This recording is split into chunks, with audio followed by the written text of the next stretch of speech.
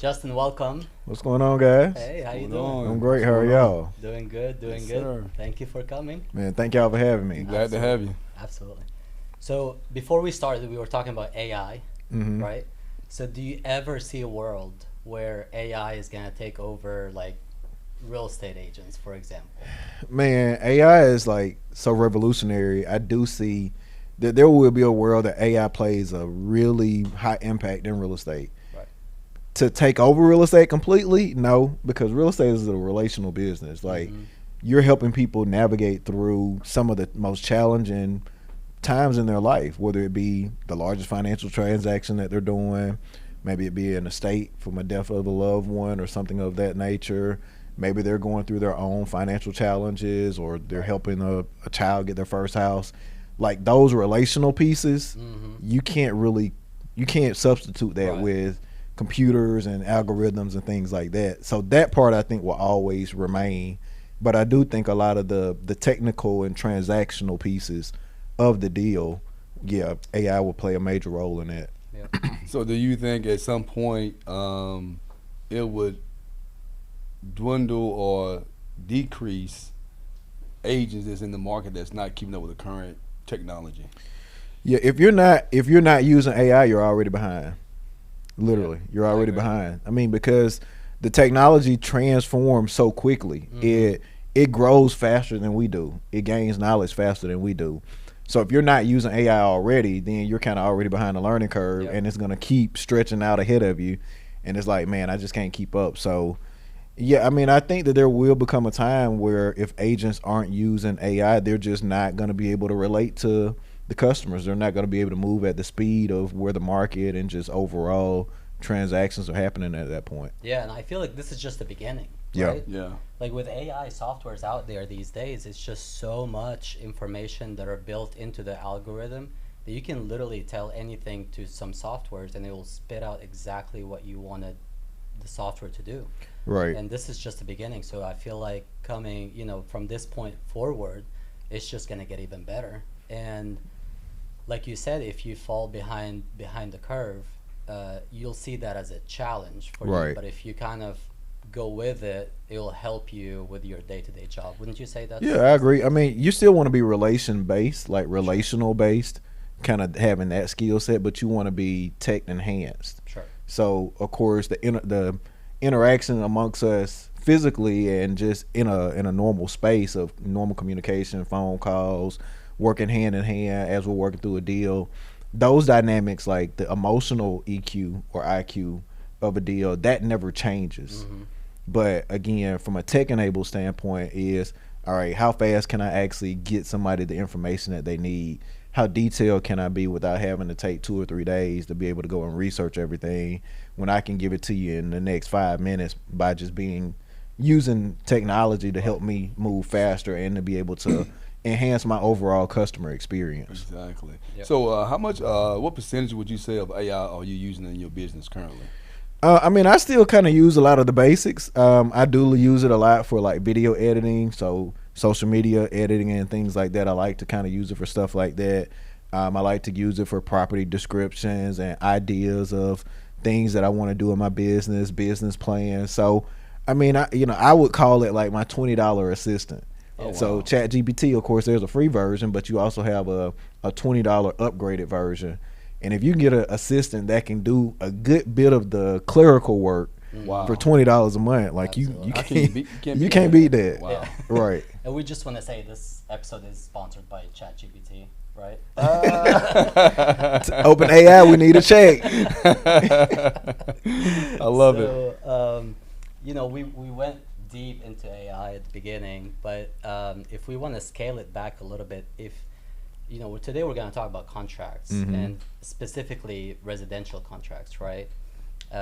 So when it comes to contracts, there's so many clauses in there. hmm How would you describe contracts in a very simple form that like a 10-year-old will? Yeah, I mean, I would just simply say it's an agreement between the purchaser and the seller that lines out all the details of what's supposed to happen throughout this whole time frame of us working together. Okay. It's pretty So simple. pretty much a sliding scale of expectations. Yeah, I mean, everything is lined out. So if we had to go high level, if for some reason we had to get into any type of legal battle, then the judge is going to use the contract to determine what's going to happen. Right. So, like you said, in its simplest form, in the contract, it tells everybody these are the days, this is what the seller's supposed to do, this is what the buyer is supposed to do. So everybody has instructions of what needs to happen throughout the contract. So in layman terms, we would say, Journer, your son, do not touch the burning stove range. Yeah. That's the first contract you think that typically that occurs with the transaction. Yeah, I mean, it's telling you, like, hey, if you back out of this contract, this is what's going to happen. There's gonna be repercussions. So, like, in that same scenario, it gives you really simple instructions of what's going to happen. Now, where it muddies is when people try to put their own interpretation or their own version of what's supposed to happen. Yeah. But it's in black and white. It Yeah. tells us what needs to happen. But sometimes people want to stretch it and make it what they want to make it. Awesome. Makes sense. Makes sense. Love it. Yep. So, Justin, so being that you have had 10 years, I think you shared earlier, that you have 10 years of experience as being a realtor. If you could buy a home anywhere in the world, where would it be and why? Oh, that's interesting. I'm kind of a tropical guy. Yeah. So I think I would choose somewhere that would be like, out of the country, of course, but somewhere that would be tropical. So my wife and I, we went to Belize probably maybe about 6 years ago now. And at the time, they were just starting to do some entry level development. Like they were starting to sell some lots and things like that. And we just kind of kept up with it over time. And now we're starting to see people truly develop homes and communities and things like that. And then a beautiful part about being in Belize is like all the food is so fresh, the people are friendly. Right.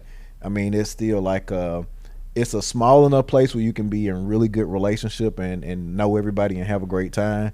But it's a big enough place where you can like just let your hair down and not have to worry about being at home and all of that kind of stuff. It's far away. So I would probably say if I had to choose just right off the top of my head right now, somewhere like Belize would probably be a pretty cool spot to own some property. Where's Belize? I don't even know where Belize is. Yeah, so Belize is kind of like southern, like central Southern America. Okay. So like right off of over near where, not necessarily close to the Caribbeans, but it's more of a Spanish speaking community, kind of in that arena of area. I got you. The only thing I remember about Belize is that communicating with a client of mine, it's 20 hours away 20 hours? on a plane. Yeah. Wow. It's not that far. It's not that far? It's not that far. Belize is pretty close, actually. Really? Yeah. Yeah. Maybe you're thinking about I'm thinking like, about another other side. The other The- side the could West be. Coast. Yeah, could be. yeah. Yeah. Barbados. It's not Barbados. Yeah, Barbados is kind I of like forget, in the name of Caribbean. that. Yeah. Yeah. Yeah, I forget. So we have Barbados. We've been to Antigua. Antigua is super nice too. Uh-huh. And Bahamas. So yeah, it would take about 7 No. hours with a stop. I would think. from Is Birmingham. it Bali? Yeah, now Bali is on the other side Yeah. of the world. Yeah. That's Yes. like, Yeah, Yeah. it's Bali. That's what I Yep. meant. So you have some people that are signing the contract for the first time. So Mhm. they, from our perspective as realtors, they need a little bit more care, right? What do you see would be like the biggest mistake or the biggest thing that first time home buyers need to avoid or need to pay more attention to when it comes to a contract? well, they need to read it. That's it. Read Let's it. start with that. Read it. I mean, and I know it sounds very simple, but it's probably the most important thing because now that we're in the digital world, as we were talking about a little bit earlier, you're sending a contract through platforms like DocuSign or Remind or Transaction Desk or Dotloop, whatever program that you use. Most of it is electronic, and it just says, "Hey, click here to sign. Click here to sign. Click here to sign." Next thing you know, 2 seconds later, you've signed it, but you have no clue what you just signed. Right. So actually reading it is very important. The agent should be going through the contract with you, so therefore you can make sure that you understand. But if you don't read it, then you may not know what other additional questions that you need to be asking that you weren't aware of before or that you didn't really have clarity on. Yeah. And so I would say that's probably the first mistake is most people don't read it because they're like, well, I don't understand it anyway, so why should I read it? I'm just gonna trust my agent to make sure that everything is in line. And it's good to have that trust in them, but you are the one that's in the contract, not the agent. So you want to understand what you're signing your name on and what that legally binding agreement looks like for you. Right, and that's important. That's very important. Because a lot of people, like you said, they are the ones in the contract. Right. They are signing the contract. So every clause that they're signing, it's something that is binding for them, right? Right. So with that being said, like when you said they have to read the contract, would you recommend them sitting with the agent and going through the contract together? Or should they read it, understand it first, and then send some questions to the agent? What kind of dynamic? Yeah, so back in the day before we got into the whole digital world, and I've been in the business for a little period of time, but when I first got in the business, we really weren't doing as much digital signing. You actually had to meet your client at the office, or meet them at their house, or meet them at McDonald's or somewhere like that, to sit down and go through the contract with them for them to physically sign. Well, again, everything is digital now. So, what I would recommend would be, if an agent sends it over digitally, call your client when you send it over. Say, hey, do you have it in front of you? I have it in front of me. Let's go through it together. Go through the contract, explain all the details, all the timelines, the requirements, things of that nature. And once you've gone through it, have the client go back and sign at that point. I got you. Makes sense. Make a lot of sense, because a lot of error that can take place with them the agent not reiterating with the client as far as, line by line, precept upon precept, and what they're signing. So Absolutely. So, with that, have you witnessed any, or have you been part? We don't want to put you on the spot, but that's why I said witnessed, not you specifically. But have you been through a process where something wrong happened? Oh, all the and, time. Like, you were able to save it at the end. You know what I I mean? mean, it's real estate. All kind of stuff happens all the time. Like, anything that you can think of has happened. I mean, literally anything you can think of has happened in a deal. Like, we've had clients pass away in the middle of a deal.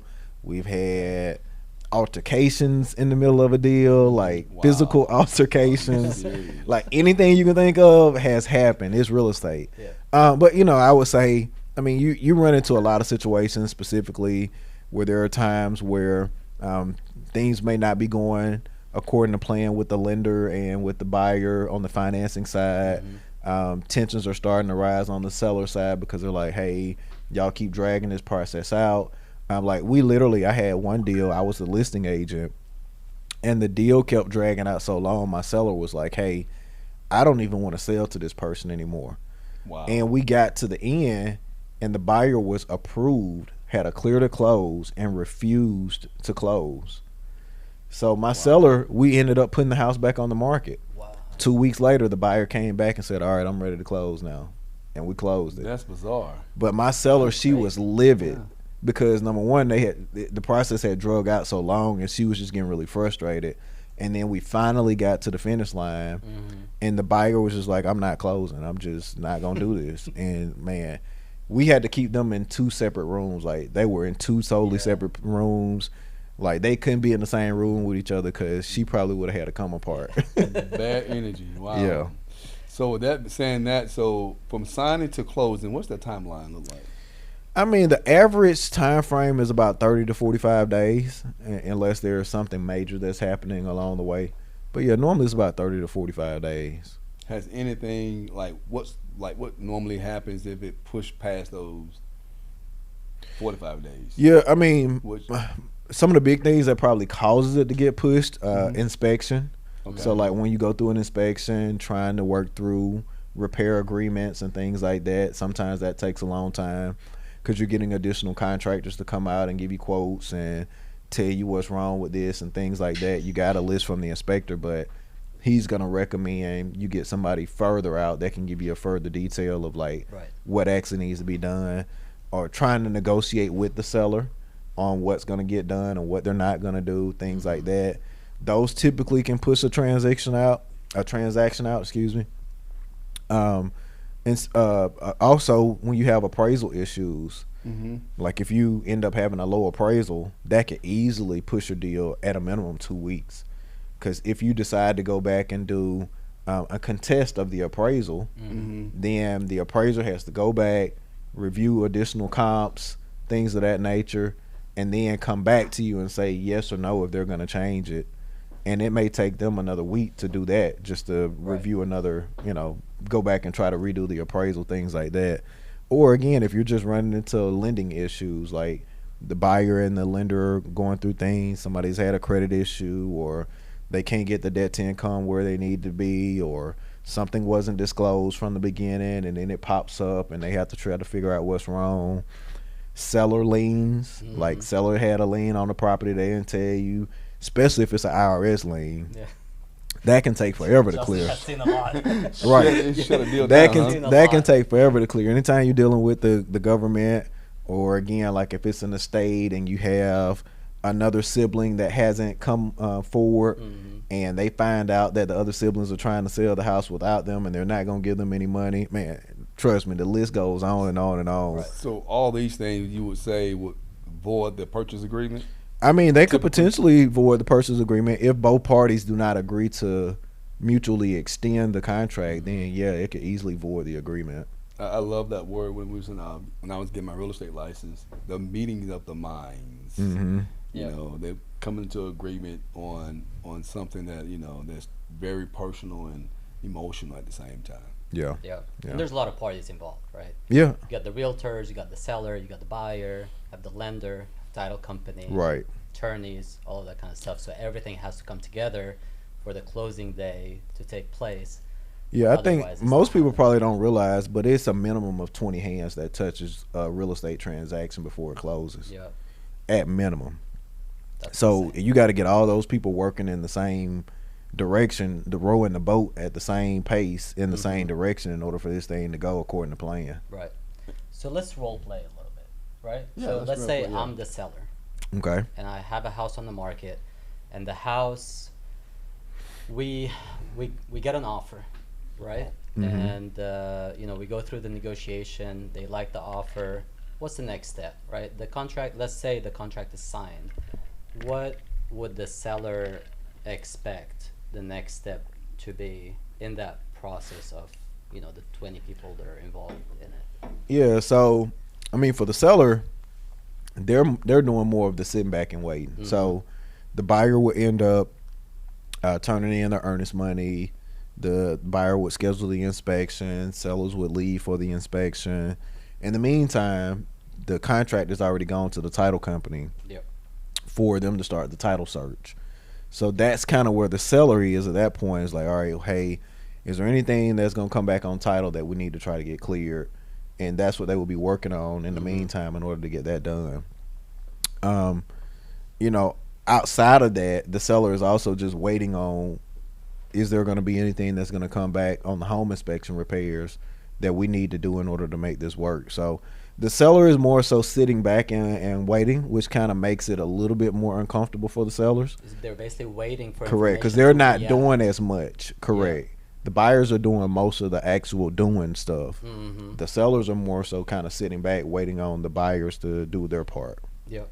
And as a realtor, of course, you're keeping in touch with the seller to keep him update with the timeline, right? Like the earnest money has been received. Now they're gonna schedule the inspection. For them to know if they're there, they gotta move. They gotta come out for the inspection to happen, right? So as a realtor, would you say that your role for the sellers as a seller's agent is to keep up with these dates and update your sellers about it? Yeah, as the listing agent, you want to be keeping an update on, okay, where are things in the process, staying in communication with the buyer's agent and maybe possibly the lender as well, just keeping an update on how things are going. Yep. Staying in contact with the buyer's agent on, what does the time frame look like on you all submitting a repair request, staying updated with the title company on, hey, are there any other things that are popping up that we need to take care of? So yeah, the listing agent is doing more of the tell me where we are. The buyer's agent is probably giving more of the information. Gotcha. So one thing I would say too, just being an agent, give us one thing that makes that contract valid. One of the that you just not out there turning your wheels and you got the contract, but what validates that contract? Well, once both parties sign and they've come to an agreement, all signatures, initials, all of those things are in place, and you started executing the pieces of the contract, that makes it valid. So once we have signatures, we have a legally binding contract.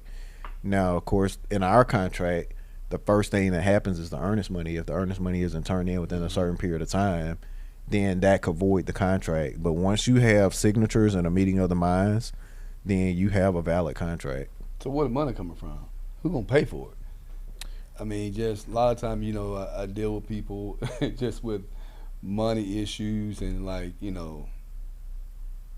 what you say to that?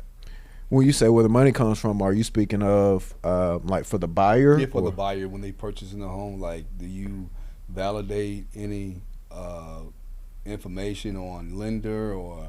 Yeah, so you would typically ask for a pre-approval, or if it's a cash deal, you ask for a proof of funds to be able to verify that this person has gone through some level of due diligence financially to show that they have the means to potentially buy the house. Right. And then from there, that's where you're staying in contact with that lender in order to make sure that things are going according to plan so the buyer can get a final approval for the loan, which does pay for the purchase of the house.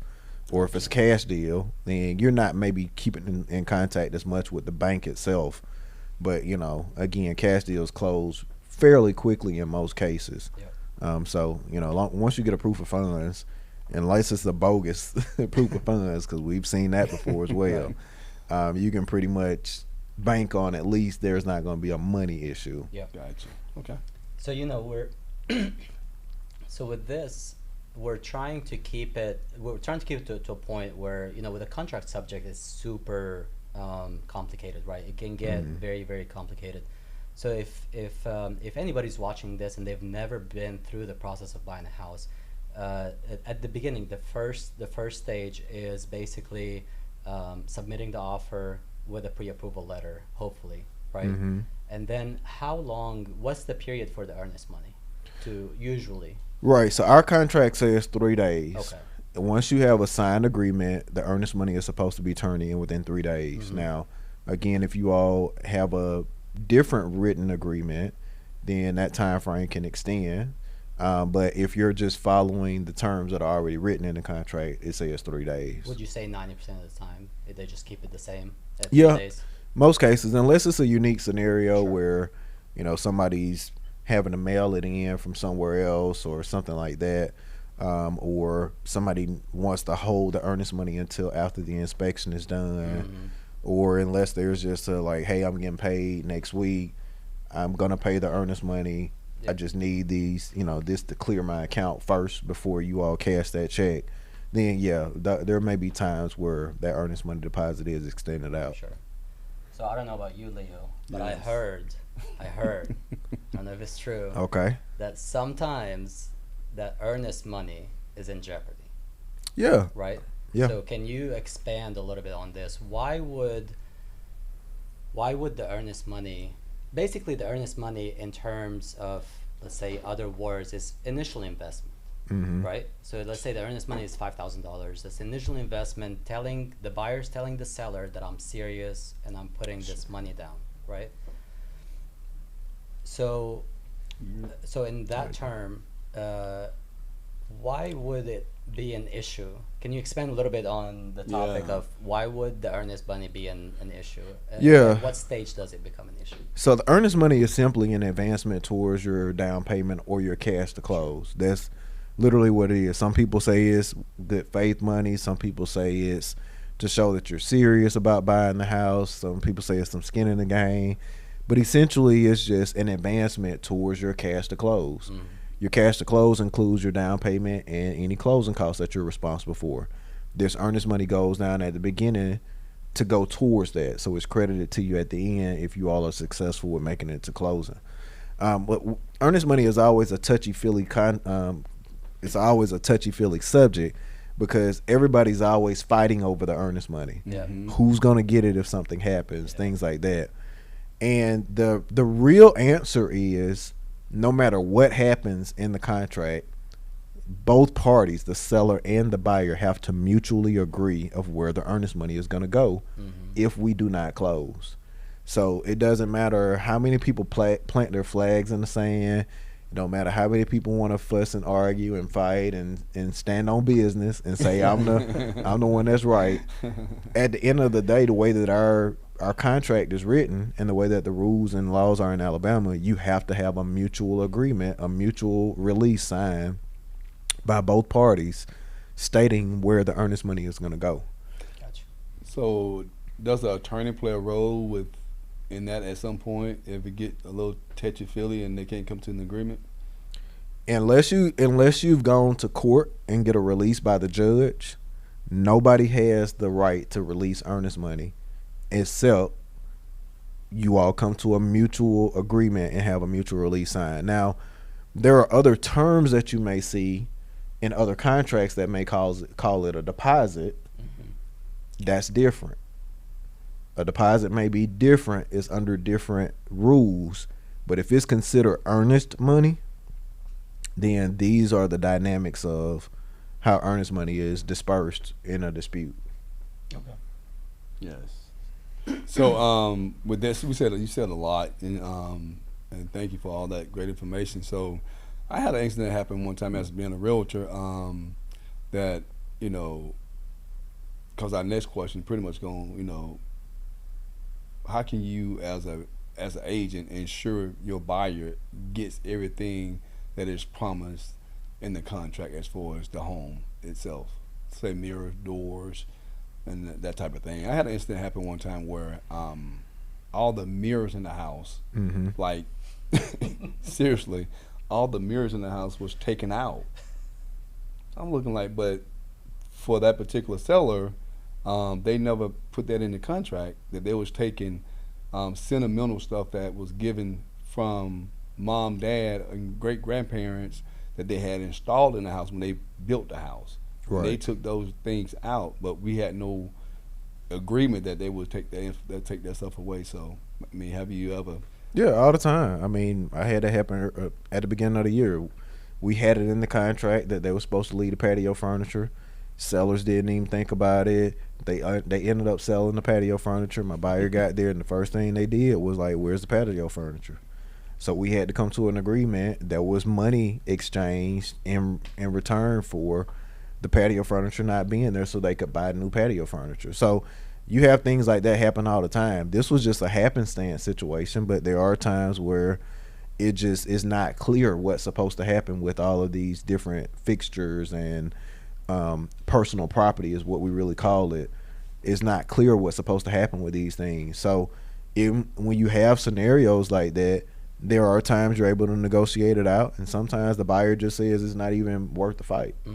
So it kind of depends on what it is, but best practices are anything you want in that house, write it down. Write it in the contract, so therefore there's not any discrepancy on what it says. Like in our scenario, if we didn't have it, if we just had a talked about it via text message, or if we just had a talked about it over the phone, when we got to the final walkthrough, we really would not have had a leg to stand on in order to get the patio furniture covered. Right. But we had it in the personal property agreement. It was in black and white, and they just missed it. Gotcha. So at that point, we kind of had a leg to stand on to say, hey, this is what we agreed to. We need something in return for this not being here. Right. Wow. So I think maybe some of that confusion comes from the term personal property, right? So can you expand a little bit for people that don't know the difference between personal property and real property? What makes it different, and why, in what instances do you have to mention certain things in the personal property addendum that you attach with the contract? Yeah, so personal property is anything that's not bolted down to the house or right. to the land. So, excuse me, for instance, a refrigerator is not bolted, it can be removed. A dishwasher, even though it is installed, it can be removed. Yep. Okay? Those are like, that's personal property. Those are mirrors and furniture and things like that. But even fixtures at times, like if there is a decorative fixture or a decorative light piece things like that, those are personal property pieces. Right. But the roof to the house, like, That's not going. Hopefully, Right. that's not going anywhere. exactly. You know, your cabinets, You come home, there's no roof. correct. Your cabinets are asphyxiated to the walls in the Wow. house. Yeah. It's not like you can just a mirror where you can just take it off the wall. Cabinets are fully attached. That is real. That is a real part of the house itself. So you don't have to. Typically, you don't have to write things like that down. I want the cabinets to stay, or I want the carpet to stay, or I want the hardwood floors to stay. Right. But if there are decorative pieces, patio furniture. I mean, even like people just have staging pieces. Like I want the flower in the corner to stay, or I want the decorative elephant that you all had on the table to stay. Those things are what you would consider personal property. Yep. Makes sense. Wow. Makes sense. Big time. So with that being said, so now we got to the stage of inspection. The earnest money is done. Inspection is also stated in the purchase agreement, where I believe now it's 7 days. That is standard, but then they can stretch it, right? Right. That's So when you can yeah, stretch. the standard is 7 days, but again, you can extend that time frame if you would like to. Right. That's good. So with the we got to the inspection part. I feel like here's where when it gets tricky. Okay. Right? Like the inspection report is such a big stage in the whole process that there could be some like repair Yes. requests that the sellers either were not expecting or not willing to do, right? And so can we talk a little bit about how that affects the whole process, and what do agents and buyers and sellers need to kind of like work out? How have you seen the dynamic that has best worked out during a process where there are some repairs that need to be done, but there's some conflict there in the process? Yeah, so the inspection time frame is probably the toughest part of the whole transaction because there's a lot of emotional piece to the inspection time frame. Anything that's wrong with a house to a buyer is a big deal in most cases. Most of the stuff that's wrong with the house to a seller is not a big deal in their mind. Right. So you're taking people on two totally ends of the spectrum, Right. and trying to get them to come to an agreement on what's important and what's not. Some sellers are like, hey, whatever I got to do to sell this house, I'm willing to do it. And I'm empathetic to the feelings of the buyer.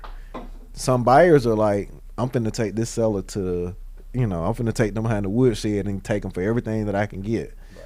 So managing the expectations on both sides, as the listing agent, managing the expectations with your seller, that we're gonna get everything. I mean, there is gonna be something that's gonna pop up on the home inspection.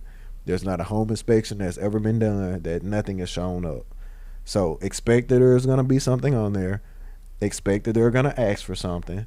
And then we'll go through those items once we get it to kind of determine what is it that we can handle, what is it that we can't handle, what are like really big issues, and what are things that maybe we could just work out with possibly concessions, or to say, hey, we'll do these things, but we're not willing to do these things. Right. Setting the same expectations with your buyer at the beginning, like before you get to the inspection time frame, when you very first meet with the buyer at the very, very beginning, setting those expectations then, and reminding them once they go into contract, again, hey, when we get this home inspection, there are going to be some things that's going to show up on here. Everything can be fixed. Right. Maybe everybody's not willing to fix everything, or it may cost somebody an arm and a leg to fix everything. But like, I've literally seen a company take a house off the foundation and fix the foundation and put the house back on. What? Was So- it a modular home or? No, that's a real house. Really? Yeah. Wow. So everything can be That's fixed. insane. I've never heard that. Everything can be fixed. Yeah. It's just That's extreme. right. It's just, can everybody come to an agreement for it to be fixed? Now, some things are just too far gone for the buyer. If buyers hear the word foundation, 9 times out of 10, they're running because they feel like the house is going to crumble. Yep. If the seller hears certain things, they're like, well, yeah, that might be a big deal, but I've lived here for 30 years and there's never been anything wrong. Okay. So I think, to make a long story short, trying to set the proper expectations with both parties, that we're both gonna have to give in some ways. Mr. and Mrs. Seller, we probably gonna have to be willing to fix some stuff. Mr. and Mrs. Buyer, we're probably gonna have to be willing to concede on some things. Let's get the big ticket items. Maybe the small things like, I need to paint here, or we got a plug that's not GFI. It still works. It's in great condition. It's not out of code. You just may need to update the plug, which is $25. Sure. Like things like that, people kind of die on a hill on some of these small things. And most of the times where we see people get into those situations, it's more so because there's something else going on. Maybe they're afraid. Maybe they're nervous. Maybe they just feel like I can't handle certain things. Right. It's not always the item that's the issue. It may be external things. So just trying to get a good understanding of like where the buyer's mindset is, where the seller's mindsets are. Maybe they're pushing back because they truly don't want to sell the house. Maybe they're in a position where they're forced to sell because of the divorce, or they're aging and they got to go into a home and they're just like pushing back. They're just sour about the whole Correct. process. So there may be a lot of other things that are affecting why they're not willing to come to a mutual agreement. Sure. Yeah, so that's amazing. I had an incident happen. I mean, just recent. It's crazy that I represent both sides of the deal. I represent the seller, and I was representing the transaction. I was a transaction broker on the other side, and so representing the seller because that's what I'm legally binding to. We had an issue before we even got started.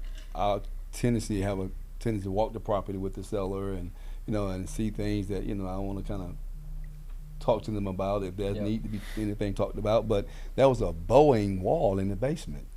You see a bowing wall, you think, like you said before, that's big. Man, that's huge. That's costly. I said, sir, we need to kind of go ahead and give me the paperwork if you had anybody to do some work on it or anything like that, so he can produce no paperwork. But make a long story short, at the end he had to make that deal valid, and for the transaction broker, the client that I was representing, then walk away, he had to spend $25,000. Yep.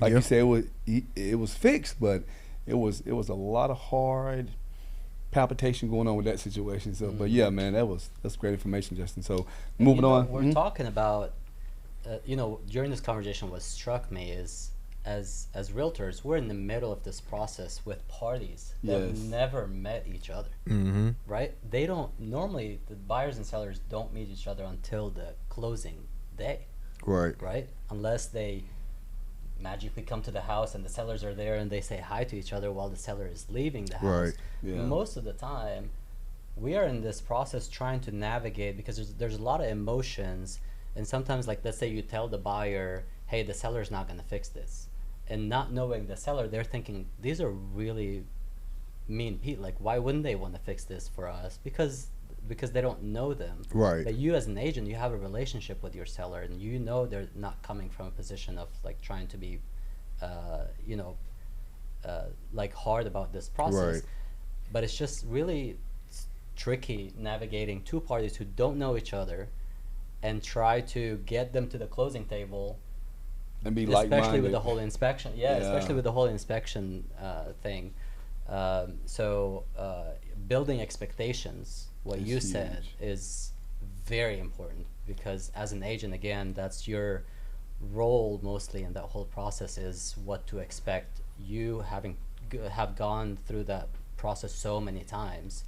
I feel like that is huge, because you sometimes know what's coming and you expect it before the buyer or the seller gets to that point, right? Yeah, and managing emotions is probably the biggest part about being the agent, because everybody has their emotions coming into the deal, like we mentioned several times. Like, seller may have certain emotions about selling the house, their sentimental value, or they may be in a tight financial situation. Buyers have their emotions coming in because they're nervous, or people may have taken advantage of them in previous deals or things like that. Right. So there are so many emotions, and you as the agent, when you inflict your emotions into the transaction as well, it just continues to muddy the water. It's almost like putting gas on a fire. So as agents, us trying to maintain our emotional state to not get hot when certain things happen, or not getting too down when certain things happen either. Just trying to stay the course, trying to be the voice of reason throughout the transaction. I think it helps keep everybody on the same course of what needs to happen to get across the finish line. Yep. So at what point, Justin, have you had this happen personally? I know you have. That the buyer or the seller can back out the agreement, in any type of consequences in whichever stages inside the contract that they can back out. Yeah, I mean, so there in the contract, there are several places that the buyer has an opportunity to say, "Hey, I'm not willing to move forward anymore." So during the inspection time frame, they typically have an opportunity to say, "I'm not willing to move forward." If they've submitted repairs over to the seller and the seller agrees not to do those things, then that's typically an opportunity for them not to move forward. If there are financing issues and they can't get the loan, then that's typically a contingency for them to be able to not move forward. There are HOA issues when they read through the HOA covenants and restrictions and they find out this is what the rules are, or these are the financials that are happening with the HOA, and it's just not really stable. I don't want to move forward. So like there are multiple places in the contract that a buyer could choose not to move forward. There are very few places in a contract that a seller can say, "I'm not willing to move forward." And it's normally in a response to something that the buyer has not done is what can trigger a seller to say, "I'm not willing to move forward." Yeah. And something else in the contract that maybe people don't know about is home warranty. Mm-hmm. How do you normally address that? I know a lot of times buyers ask for home warranty, right? How does that work? Who chooses what company? How much is the amount? All of that kind of stuff. Like, can you walk us through that process? Yeah, so I mean, the buyer is the one that chooses the home warranty because it's theirs. It's their coverage. Yep. So they're able to choose whatever company, whatever coverage that they want, the cost of it, things like that. They have probably negotiated a certain amount. If they're asking the seller to cover the cost for that home warranty plan, they probably negotiated a certain amount during their negotiation time frame. Yep. But yeah, it's the buyer's choice who the company is and what coverage and all that type of stuff that they get. Okay. And do you find that normally the sellers are okay with that when buyers elect home warranty on the, like, what kind of percentage of time is it? Like, yes, we'll pay for it, and or no, we're not going to pay for that. Yeah, Depends on the I situation. mean, yeah, it depends on the situation, but a good bit of the times the seller will agree to pay for Yeah. a home warranty. Not every time, but a good percentage of the time they will. Right. That's what I've seen. Moving on to something that we see sometimes, not a lot, in the market. We see houses for sale by owner. Right. Yes, Pittsburgh. And so, so you're representing the buyers, and they fall in love with a for sale by owner. Mm-hmm. And so, on the other side, you don't have another, the listing agent to deal with. So how can you walk us through, like, how challenging, or maybe tell us a story that happened before with you about, is it challenging, and how challenging is it to go through the process of like a for sale by owner? Yeah, it can have its challenges because the seller is unrepresented. So it depends on their level of expertise when it comes to selling a home. Right.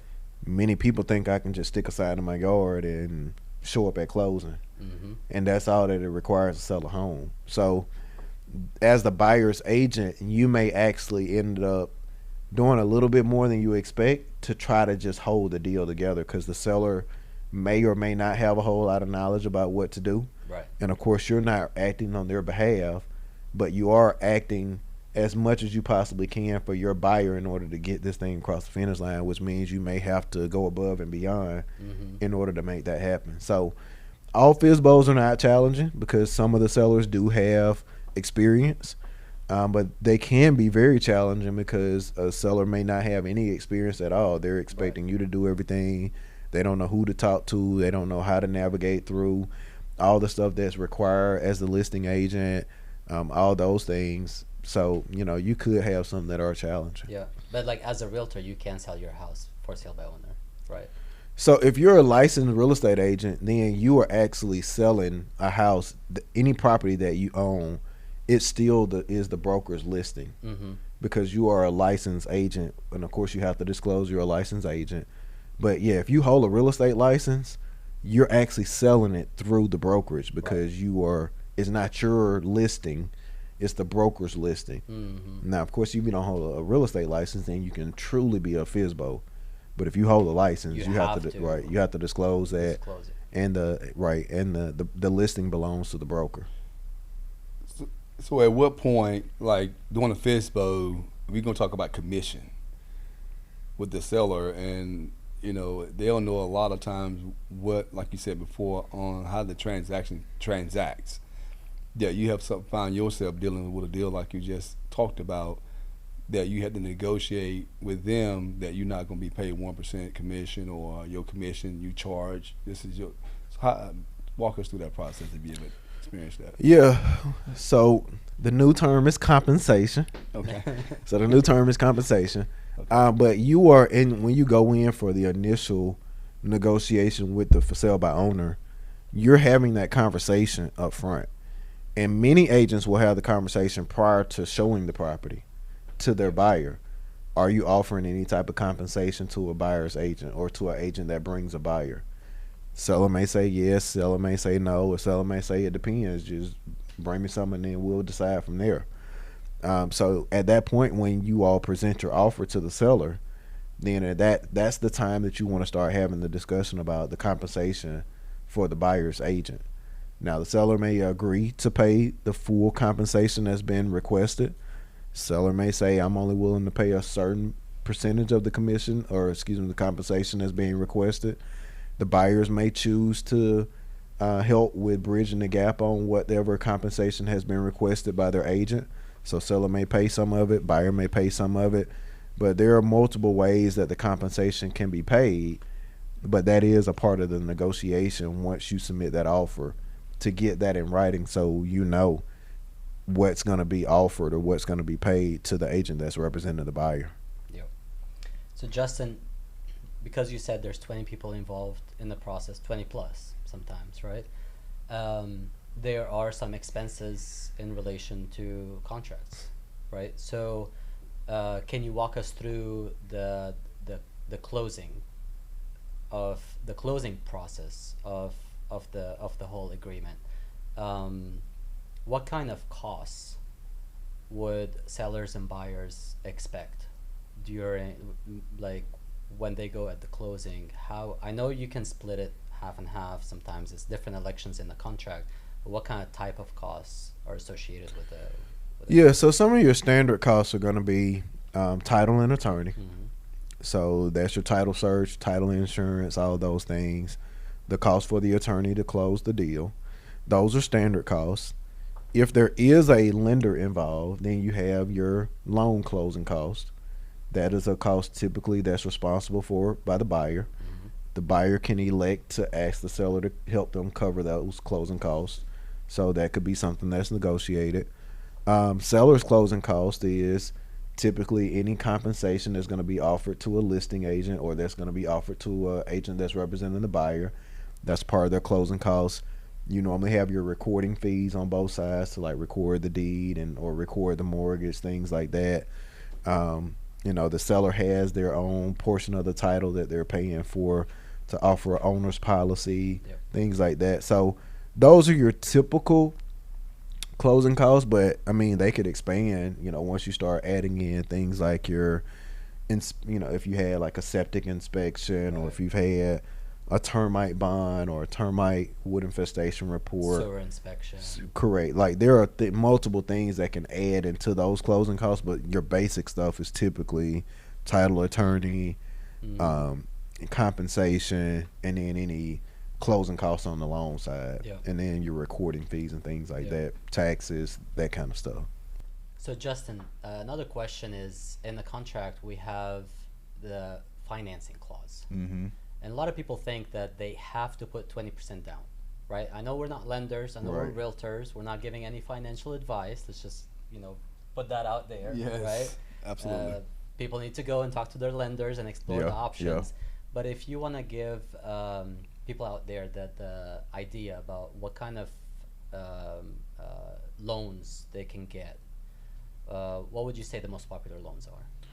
So you have your standard. I would say probably big five would be FHA, VA, USDA, conventional, and jumbo.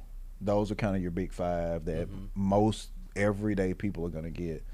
Of course, there are several other nuances. Like there are some products that are specific to first-time home buyers. There are products that are specific to medical professionals, doctors, first responders, teachers. Right. So like there are some nuanced products, but those are probably your big five. Mm-hmm. And the down payment requirement would vary based on which loan. Once you start to get, you're starting at the USDA is no money down.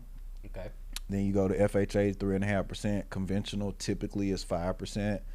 There may be a 3% product that's kind of a nuanced product as a down payment on conventional. VA is typically no money down. You do have a VA funding fee that can be financed into the deal in most cases. And then jumbo, you're starting to get into your 10 and 20% down products on your jumbo loans. So that's interesting. So who would qualify for an FHA loan, for example? So I mean, typically anybody can qualify for a FHA loan as long as they meet the credit requirements and things like that. Mm-hmm. The FHA limit now, don't quote me on this, I think it's maybe 700,000 or 800,000 somewhere in that Gotcha. ballpark now. Again, I haven't looked at the numbers recently, but long story short, if you're kind of looking at, and again, that's a loan limit. So depending on what the purchase price of the house is and what you're going to put down, that will kind of determine what your loan limit is going to be. But most of your first time home buyers or people who are probably not buying a $700,000 to $800,000 house could potentially use a FHA loan. I got you. Everybody can Okay. use a FHA loan. Okay. You just can't have multiple FHA loans at the same time. I got you. But yes, anybody can use a FHA loan. So it's not just solely first time home buyers. Okay. So somebody that's buying their third or fourth house can use a FHA loan. And that gives you the advantage to put down only 3.5% versus Right. a conventional, which is 20%. Right. Correct. Well, so conventional is not always 20%. Okay. In most cases, conventional is like 5%. Mm. Sometimes if you're buying an investment property or whatever the circumstances may be, you may have to put down 20%. A vacation home, second home, things like that. Right. They normally ask for a larger down payment just because they want you to have more equity in the deal. Mm-hmm. But again, your standard purchases is normally 3.5% as a FHA, 5% as a conventional. I got you. So, man, it's been awesome having you on the show. Got one big question for you. Okay. What would you tell? That's dangerous. Hey. Big question. And in then the he pause. smiled too. That's I mean, never like, good. That's never good. When I'm things- like, am I What gonna would have you to give tell away the- my firstborn? Here go the bum. Anyway, but what would you tell that young, inspiring, tenacious agent that just got their license? What would you tell them today, as the market being what it is today? What advice would you give them as far as Yeah. real estate? So I would give just maybe 3 pieces of advice to keep it simple. Number 1, don't be a secret agent. It does not matter how much you know. If nobody knows that you're an agent, you can be the most skilled negotiator, understand the contract from, like, read it in your sleep. Mhm. But if nobody knows that you're an agent, you can't express any of those skill sets towards anybody. Like, nobody can take benefit of all the things that you know. So number 1, don't be a secret agent. Finding business is the number 1 most important thing. Yep. A close 1AB would be to learn as much as possible, because as you make those connections, you're a fiduciary for people. Mhm. You're not, like, this is a serious thing. People are handling and entrusting you with their largest financial transaction that most people are ever going to make. So, like, don't be fly by night. Don't just be like, all right, yeah, I'm going to just go out here and try to figure it out. Like, learn as much as you possibly can so you can be a top tier agent for your client. And then number 3, I would say environment matters. So find a great brokerage to be connected with so you can, number 1, learn how to find clients, And number two, learn how to be the best agent for them. Like all the things we just talked about, Right. contracts and communication and all of those things. All three of those things go hand in hand. So don't be a secret agent. Tell people what you do. Learn everything you can so you can make sure that you're able to give great service and you're able to represent your clients at the highest level. And environment matters. Find a great brokers that you're able to learn, connect with, get the support that you need, have the tools in your tool belt so you can be the best agent possible for the clients that you're working with. I love that answer because a secret agent, because that's amazing. I know some people like that. Yeah. Yep. Just don't know the entrepreneurial side of the business of being a real estate agent. There's an entrepreneurial side that I've been learning the past 8 months. Not afraid to say it. That have really intrigued my knowledge piece to kind of learn more and more and more about how the entrepreneurial side affects the entire life of a realtor. Mm-hmm. So Absolutely. And as a realtor, you're running a business, Right. right? yeah, So if you're running a business and you don't tell people you have a business, then nobody's coming I mean, it's to your basically business, right. Like I said, it's basically like stocking up a store and never opening, Right. It's or just never keeping doors marketing. shut. Like, right, you just got all this great stuff in the store, but nobody ever knows when the store is Absolutely. open or that the store is even open or anything Mhm. like that. I mean, I think realtors, if they're watching now, they got their money's worth just from the last 3 minutes, right? yes, the lights are on. Great advice. Yeah. Great advice. Justin and I met about 4 years ago, and you played a significant role in me becoming a real estate agent. And so my life changed when I met you, and you just offered an opportunity about career night at KW, and that changed my life the past, like I said, 4 years, and since then, you have been a wonderful coach. I call you anytime, on the night and day. You answer your phone, and you answer significant questions, within the guidelines and confinements of what your role is. And so you never step outside the box. You always tell me, this is the protocol, and this is your fiduciary responsibility. But as a coach, you have been a great instrument for me in my life. And I want to say that personal impact that you have done. So your work is speaks for itself. Well, thank you, So man. it's I great to have appreciate you on the it. show today. I appreciate it. Yep. Awesome. Well, Justin, thank you so much. This was a pleasure. Yeah, thank y'all. for Thank you, coming fellas. and telling us Yeah. all this knowledge. You can tell that you just want to give all the knowledge that you have. So we appreciate your time. I know you're a busy man, but me and Leo here, we learn from people like you, and I'm sure people watching have learned as well. So we appreciate you and appreciate you coming today. Well, thank y'all for having me, man. It's been exciting.